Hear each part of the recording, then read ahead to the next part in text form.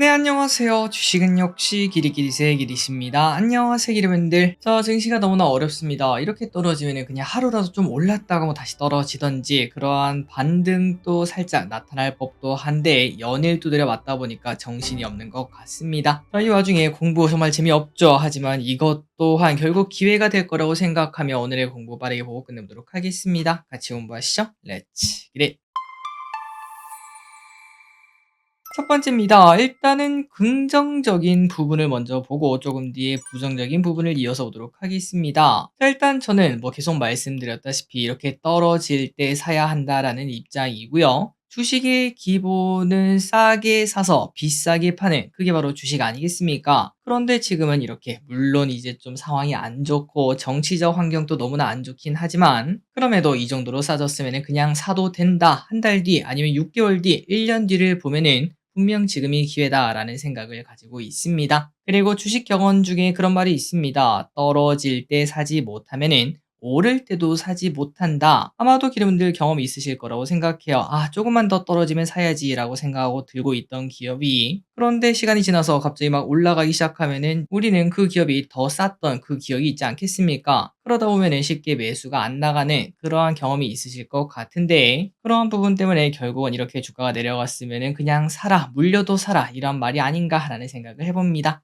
자, 그렇다면 증권가의 의견은 어떤지 보도록 하겠습니다. 물론 증권가도 지금 현재 반반입니다. 저점 매수에 나서라 vs 아직까지 모른다 보수적인 시각을 계속 가져가라 이렇게 말을 하고 있는데요. 그 중에서 보수적인 시각인 IBK를 보면은 탄핵이 될지 안 될지 가닥이 잡히면은 증시가 단기 반등은 가능하나 그러나 전반적인 약세 탈출은 어렵다라는 의견을 내놨다고 합니다. 그러니까 최근 급락이 되돌리는 모습은 잠시 나타날 수 있지만 하지만 추세적으로 다시 올라갈 수 있을지 없을지는 앞으로의 환경이 더 중요하다라는 거겠죠. 자, 그렇다면 여러분들은 어떻게 생각하시는지 댓글에 자유롭게 남겨주시면 되고요. 물론 최근 들어 댓글이 좀 무섭긴 합니다. 이제 많은 분들이 화가 많이 나셨죠. 당연히 저끼리 또 제 계좌 보면 화가 많이 납니다. 하지만 제가 뭐 주식시장을 그렇게 오래 있었던 건 아닙니다. 이제 한 6년, 7년 되었나요? 그런데 그 기간 동안 코로나도 우리가 겪지 않았겠습니까? 그때 느꼈던 건 딱 하나밖에 없습니다. 아, 냅두면 오른다. 결국 지금 상황이 물론 상황이 너무나 안 좋은 건 인정합니다. 그럼에도 코로나만큼은 아니지 않겠습니까? 코로나 때도 결국은 다 회복했다시피 이번에도 회복할 거라고 저는 생각하고 있습니다. 이왕이면 이번 주 안에는 제발 바닥치고 좀 올라줬으면 좋겠네요. 자, 그리고 이것도 한번 보도록 하겠습니다. 환율이 지금 현재 1435원 진짜 말도 안 되게 높아져 있는 상황입니다. 그러다 보니까 외국인 들어올래야 들어올 수가 없는 상황이라고 말을 해볼 수 있는데 그런데 결국은 추세적으로 환율은 떨어질 수밖에 없다고 저는 생각하고 있습니다. 그 이유가 뭐냐? 환율이 이렇게 올라간다는 거는 달러 가치가 올라가는 거고 그 다음에 우리나라 원이죠. 우리나라 돈 가치가 떨어진다는 의미가 됩니다. 하지만 미국 금리가 이제 곧 인하가 되지 않겠습니까? 금리 인하가 되면 달러의 가치는 떨어질 수밖에 없고 결국은 환율이 떨어지는 요인이 될 수 있다고 말할 수 있겠죠. 그리고 또 중요한 거는 국장 불안. 지금은 극에 달해 있지만 결국은 시간이 지나면 지날수록 잠잠해질 가능성은 충분히 높기 때문에 결국은 환율이 좀 낮아지면서 외국인이 매수할 수 있는 그리고 또 외국인이 지금 매수하면 정말 맛있는 자리 아니겠습니까? 가만히 그냥 원화로만 바꿔도 몇 프로를 그냥 먹을 수 있는 자리니까요. 물론 일각에서는 뭐 환율 1450원 간다, 1500원 간다 그런 말을 하고 있긴 하지만 그거는 좀 이변에 가까운 일이다 보니 결국은 이 차트를 보다시피 이런 식으로 환율이 급하게 치솟고 난 다음에는 또 급락이 나타나기 마련이었습니다. 이번에도 마찬가지일 거라고 얘기를 해볼 수 있겠죠. 그리고 그때가 되면 증시는 자연히 회복하고 있을 겁니다.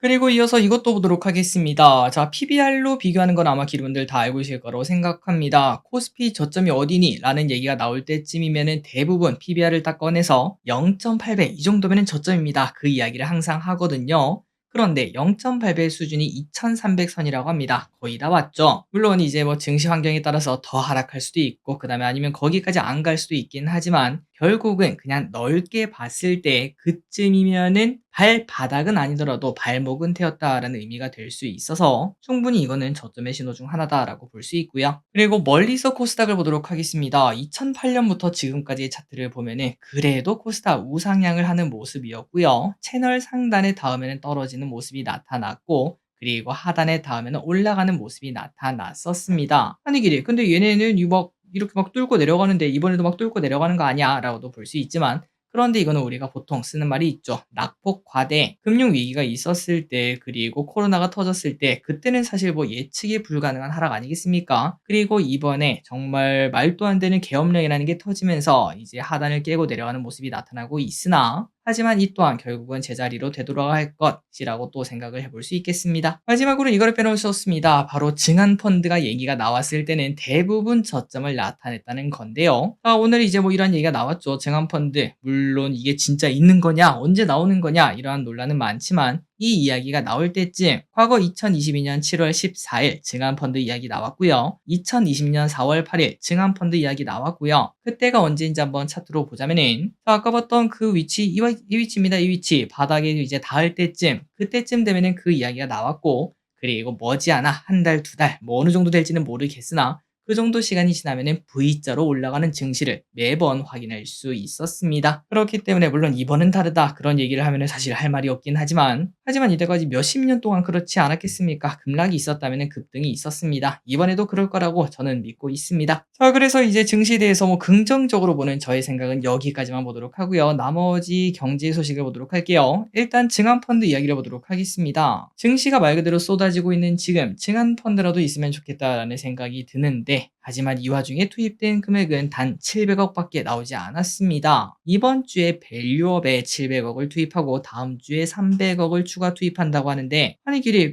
지금 뭐 외국이 막 몇천억씩 매도하고 개인도 뭐 몇천억 매도하고 있는데 이거 몇백억으로 방어가 되나? 당연히 안 되죠. 오늘 증시 완전 난리가 났습니다. 그런데 이제 3천억도 다음 주 중으로 2차 조성을 한다라는 얘기가 나왔고요. 그리고 10조짜리 증한펀드도 대기는 하고 있다고 하니까 그 타이밍이 언제일지 모르겠으나, 참고로 증한펀드는 2000년 초반, 그 다음에 이제 2008년 그때 말고는 나온 적이 없었습니다. 코로나 때도 증한펀드 준비는 했었지만 나오진 않았었죠. 그렇기 때문에 이번에도 아마도 증한펀드 나온다, 나 꺼낼 거야, 이러한 말만 나오고 안 나오고 증시가 올라가지 않을까라는 생각을 해봅니다. 그리고 혹시나 증한펀드가 나온다는 것은 증시가 여기서 더 하락한다는 거긴 한데, 그런데 그렇게 또 떨어지게 되면 증한펀드가 들어오면서 더 가파르게 올라가지 않겠습니까? 물론 그때까지 힘든 시간이 이어지긴 하겠지만, 그럼에도 증한펀드가 결국은 들어온다는 거, 결국 우리 증시 하방을 좀 지지해주지 않나 라는 생각을 해봅니다. 다음입니다. 그리고 금투스에 대해서 불안감을 많이들 가지고 계신 것 같은데요. 그런데 일단 내일 해결될 것으로 보인다고 합니다. 민주당 관계자에 따르면 한번 한 말을 뒤집지는 않을 것, 이렇게 말을 했고, 다만 상법 개정은 아직 시간이 많이 필요하다고 하며 다른 법안들도 논의가 미뤄지고 있다고 합니다. 자, 이런 상황이다 보니까 뭐 나라가 제대로 돌아가지 않겠죠. 그리고 또 개인적으로 많이 믿었던 STO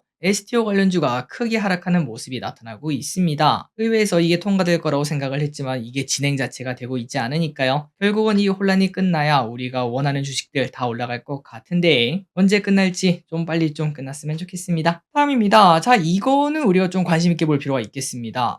이거 괜히 뒷골이 좀 서린, 뭐라고 하죠? 시리다고 해야 되나요? 뭔가 그런 소식이라고 말할 수 있는데, 자, 미국 증시 차트가 진짜 기가 막히네요. S&P 500의 이제 차트를 보시면은 그냥 뭐 계속 올라가는 모습을 나타내고 있습니다. 올해도 미국 증시가 큰 폭으로 상승했다는 걸 확인할 수 있는데, 그런데 중요한 거는 작년에도 20%가 넘게 상승했고 올해도 20%가 넘게 상승했다고 합니다. 이렇게 2년 연속 20%가 넘게 상승한 것은 1995년 이후 처음 있는 일이다 보니까, 야, 이거 혹시 세 번이 하겠냐, 세 번은 안 되지 않겠냐, 이런 얘기가 나오고 있습니다. 뭐 이것도 뭐 당연하겠죠. 아까 말했다시피 떨어짐 있으면 오름이 있고 오름이 있으면 떨어짐 있는 법. 그러다 보니까 월계에서는 경계의 목소리가 나오고 있고요. 내년 S&P 500은 아무리 잘하더라도 올해보다는 안 좋을 거다, 이런 얘기가 나오고 있습니다. 물론 트럼프의 성장 정책이나 이런 것들 도움 분명 되지만 높은 이자율, 무역 전쟁 등은 우려감으로 작용이 된다고 하네요. 그리고 AI 열풍도 지금 뭐 계속 가고 있기는 하지만 좀 불안불안한 건 사실 아니겠습니까? 이러한 걱정도 이어진다고 합니다. 그래서 일단 골드만삭스, JP모건, 모건스탠리 등은 그래도 미국이다라고 하며 내년 S&P 500 연말까지 6,500, 지금보다 한 10% 정도 오르는 그 정도 수준으로 예상을 한다고 하는데, 과연 내년에 미국이 더 오를 수 있을지, 혹시나 이 친구가 조정을 받기 시작한다면은 괜히 우리나라 이제 좀 회복돼가지고 이제 올라가 볼까라고 할 때 한 대 또 맞는 게 아닐지, 이러한 걱정은 나타날 것 같습니다. 다음입니다. 골드만삭스에서 우리나라 경제가 비상이다라고 얘기를 했습니다. 우리가 지금 과거 사례랑 많이 비교하지 않겠습니까? 과거 탄핵 전국 때 이제 이렇게 해가지고 결국은 이제 냅두면 오르더라 이러한 얘기를 많이 꺼내고 있는데, 그런데 골드만삭스가 봤을 때는 작년 아니 그때랑 지금이랑은 상황이 많이 다르다고 합니다. 과거 노무현 박근혜 정권 때는 2006년에는 중국의 경기 호황이 있어서 그 덕분에 빠르게 회복되면서 올라갔고, 그리고 2016년에는 반도체 사이클의 강한 상승세가 나타나면서 증시가 또 빠르게 회복되는 모습이 나타났었다고 합니다. 그런데 지금은 미중 무역 전쟁의 불확실성, 중국 경기 둔화 등 취약한 상황이 나타나다 보니까 이번에 너희가 아까 그 말했던 그거랑 똑같은 거죠. 정치적 불확실성이 사라지게 되면은 단기적 반등이 가능하긴 한데 그 다음부터는 뭘로 올라갈 건데, 이러한 걱정이 계속 나타나고 있다고 합니다. 과연 한국 경제는 어디로 가는 걸지. 다음입니다. 그런데 중국에서 증시가 좀 올라갈 수 있다라는 얘기가 좀 나오고 있거든요. 자, 한번 보도록 하겠습니다. 중국이 CPI와 PPI를 발표했습니다. CPI는 전년 동월 대비 0.2% 상승, 그러나 시장 예상치를 밑돌았고요. 전월보다는 0.1% 하락하는 모습이었습니다. 그리고 선행지표로 알려진 PPI도 전년과 비교하면 2.5%나 하락하는 모습. 그럼에도 중국은 최근 발표한 각종 부양책들로 PPI 하락폭이 둔화되는 모습이 나타났다라고 평가했고요. 반대로 미국 투자자들은 이러한 디플레 현상이 내년부터 본격화되는 미중 무역 전쟁으로 지속될 것이다, 이러한 평가가 나왔습니다. 자, 그런데 이 와중에 중국은 절대 망하게 두진 않을 겁니다. 이달 두 차례 주요 회의가 있을 예정인데요. 이 회의에서 경기를 앞으로 부양할 수 있을 그러한 긍정적인 소식이 나타날지 한번 볼 필요가 있겠습니다. 그리고 왼쪽에 중국 증시 보시면은 막 급등하다가 오른쪽으로 기어가는 모습인데 슬금슬금 올라가지 않겠습니까? 저점이 높아지고 있습니다. 결국은 이제 한 번 더 고개를 들고 쭉 올라갈 때가 되지 않았냐? 이러한 이야기가 나오고 있습니다. 혹시나 이제 어디에 투자될지 모르겠다, 그렇다면 중국 관련 ETF도 한 번 더 볼 필요가 있겠네요. 다음입니다. 이번 주 증시 일정을 보도록 하겠습니다. 이번 주에는 수요일에 미국의 11월 CPI가 발표가 될 예정이고요. 중국의 중앙경제공작회의가 열릴 예정입니다. 아까 우리가 봤던 내용이죠. 그리고 목요일에는 국내 증시 선물옵션 동시 만기일, 이때가 저점일 것이다, 이러한 예상이 현재 나오고 있으며, 그리고 미국의 11월 PPI 발표, 그리고 조국 대표의 상고심 선고기일이 있을 예정이라고 합니다. 최근 증시에서 사실 뭐 정치 테마주 말고는 오르는 게 없지 않겠습니까? 그런데 이 와중에 이제 상고심 선고기일 어떠한 파장을 만들어낼지 볼 필요가 있겠습니다. 다음입니다. 자, 환율 이걸 어떻게 하면 좋은가? 자, 환율은 계속 올라가고 있습니다. 1438원까지 올라가는 모습도 나타나기로 했는데요. 이는 2년 1개월 만에 최고치를 찍은 거라고 합니다. 그러다 보니까 당국에서는 충분한 개입 의지를 보여주고 있는데도 불구하고 보통 이러면은 이제 환율이 좀 떨어지거나 윗골이 달고 그러거든요. 그럼에도 환율은 아직까지 진정되지 않는다고 합니다. 그래서 시장의 생각은 어떤가 봤더니 일단 전문가들은 1450원까지는 열어둬야 된다, 이렇게 말을 하고 있는데 과연 환율은 어디로 갈지, 이게 꺾여서 내려가는 그 순간부터 증시 반등은 시작될 것 같습니다. 다음입니다. 자, 증시도 안 좋은데 이런 거도 한번 볼 필요가 있겠죠. 자, 오늘 같은 장에서 소위 말하는 고수, 도대체 고수들은 뭘 사고 있는지 보도록 하겠습니다. 미래에셋증권에서 최근 1개월 투자 수익률 상위 1%, 이렇게 장이 안 좋은데도 잘하고 있는 사람들을 딱 봤을 때 뭘 사고 있는지 한번 정리를 해봤더니 1등이 바로 펩트론이라고 합니다. 그래서 왼쪽에 보다시피 최근 들어 좀 많이 떨어지긴 했죠. 여기서 이제 매수를 하고 있다고 하고, 그리고 한국카본, 하나금융지주, 하나에로스페이스, 하나오션, HD현대력 등등 이런 것들을 매수하고 있고, 그 반면 매도하는 건 뭔가, 고수들이 매도하는 건 뭔가 봤더니 삼성전자, 알테오젠, 삼성중공업. 개인적으로 알테오젠은 조금 놀랐습니다. 아, 이거 알테오젠을 버릴 정도인가 라는 생각이 들었는데